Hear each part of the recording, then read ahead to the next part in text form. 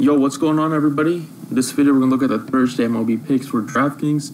Before we get started, please be sure to hit the like button on the video and make sure you're subscribed as well. So like I said, we were going to bounce right back onto the win column. It's insane how low scoring of a night it was for how big of a slate. And it was a 10-game slate, but the cash line in double-ups was just insane. We made it on the top, like 25% double-ups, with 4 of our batters getting 0, which is kind of, that's just crazy. But, win's a win. I'll take it. So, solid night. Pitchers, Sonny Gray was pretty low owned, and he did great. Aaron Nola was kind of disappointing, only got 14.7, but, Ohtani was about 50% owned, and he got pulled kind of early. And then Altera was very low owned, that came through with 23. So, solid night. I'll take it, and let's get on to today's slate. So, like I mentioned, please be sure to hit the like button and make sure you're subscribed as well. We got a small slate for Thursday, 5-game main slate. At pitcher, I was contemplating fading Garrett Cole in favor of Montas, but it doesn't even appear Montas is starting on MLB.com and on Fantasy Labs. They have some other guy starting for Oakland. So that means Garrett Cole is a must-play, in my opinion. It's a 5-game slate, especially on DraftKings where you have to roster 2 pitchers. It's really hard to fade Garrett Cole because he has the most upside out of any pitcher on here, and lots of the other pitchers are just not in safe spots and not in just good, appealing spots. Garrett Cole, he's come down to earth recently. As you see here, 3 out of his last 4 starts, he's given up 3 earned runs after he was nearly untouchable in his, in the first month of the season. He also has struggled to get 10 strikeouts recently, but it's a great matchup against Texas. The only thing that concerns me is the weather in Texas, which is really hot there. The ball's just flying. We've seen Texas. The Rangers have been hitting a lot of bombs the last couple games, but Cole has been very solid against his Rangers team. 2 starts, he's averaging 36, and we know the Rangers are one of the highest strikeout rates in the league, so I love Garrett Cole here. He's one of the best strikeout pitchers in baseball, and on the road, he's a little bit better, even though I don't know how much that will help given the environment in Texas, but Garrett Cole at $14,000 expensive, but you can definitely make it work on the slate. Second pitcher, I'm going with Jalen Beeks of the Red Sox. Beeks, he's kind of an unknown. We don't know much about him. But I like the fact that he has an insane strikeout rate. When I'm rostering pitchers for DraftKings or any site, you want to get guys that strike out. Most of the guys that are left for pick from after Garrett Cole just don't have a high strikeout rate. But this guy in AAA was absolutely on fire. 2.56 ERA, whip under 1. But this thing really sticks out right here. 80 strikeouts in 56.1 innings. That per 9 rate is over almost 13. So that is just crazy. And even though this Detroit team doesn't strike out a lot, they're still not a very good offense. On the road, they're really bad. And I think Beeks can shut them down. So he's a really solid price tag. And usually good pitching prevails over good hitting. So I just love the price tag for him, love the upside that he has just with that strikeout rate. And he pitches for the Red Sox, so he always has a higher chance of getting the W. That's also a strategy that not a lot of people do. When I'm picking my starting pitchers, I don't make it as a priority, but I kind of want to pick guys from teams that are winning. Like, I wouldn't want to pick a starting pitcher from the Orioles because they just don't win a lot of games. The Red Sox, best record in baseball, always going to give their pitcher a shot to get the W. So I love Beeks here at $5,700. Getting onto some of these bats, first baseman, I love Yuli Gurriel at $3,500.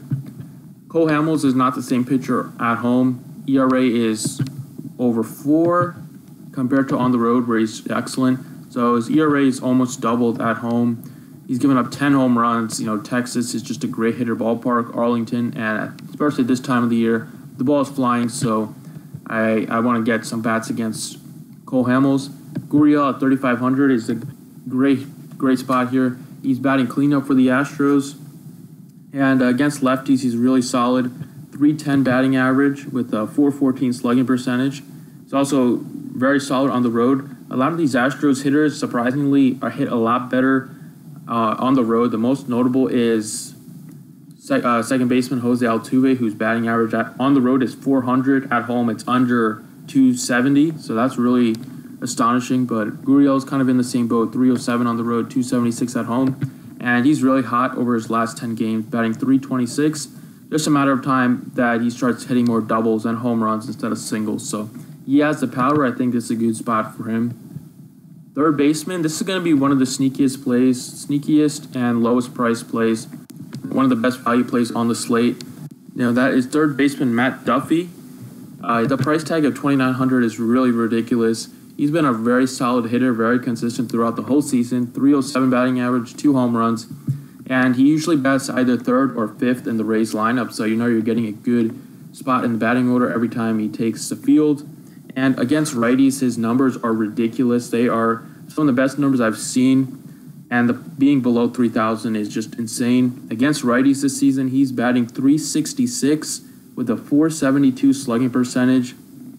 And Mike Leake is just so inconsistent. I think Mike Leake is going to go garner some ownership today, but personally I don't want to touch him just because he doesn't have a good strikeout rate, and he's just so unreliable. You're literally going to be holding your breath every inning with Leake. And Duffy's a great spot here. He's also hits better at home, which is kind of surprising, but hey, we'll definitely take that. It works in our favor. 328 at home, only 296 on the road. So I think Matt Duffy at 2,900. The fact that he's batting .366 against righties this season, I want to play him. He's a great value play at 2,900. Into the outfield, started off with JD Martinez at 5,400. We want to get some Red Sox exposure here whenever they are at home. I will keep saying this. Whenever they're at home, the Red Sox seems like they put up north of 6 runs every game. They're the best team in baseball at home. And JD Martinez absolutely crushes it. 352 at home, 806 slugging percentage. His numbers against lefties are down this season. He only has 1 home run out of his 20. But he is leading the majors in home runs and RBIs. But remember last season, he was absolutely unstoppable against lefties with an .892 slugging percentage. And he hit .376 against lefties last season. So I think he's, the numbers should creep back to normal here. And I think his power against lefties is going to show. And I think it's a good spot for him. He's really in great form. 5 home runs over his last 10 games. And then last outfielder is going to be Adam Jones at 3,800. Jones, a nice solid value play at just 3,800. Good upside here against Garcia. Garcia has just fallen off recently. His ERA is over 6. It's a solid matchup, a solid ballpark in Toronto, Rogers Center. And Adam Jones, for whatever reason, hasn't hit well in Camden Yards this season. Only 250 on the road. He's batting 70 points higher at the 320. And Jones against lefties has been great this season, batting .338 with a .412 slugging. So I love Adam Jones here at 3,800. Has 10 home runs on the season. I think he has a good shot. Garcia does struggle against righties, so I think it's a good shot to knock one out of the ballpark, hopefully.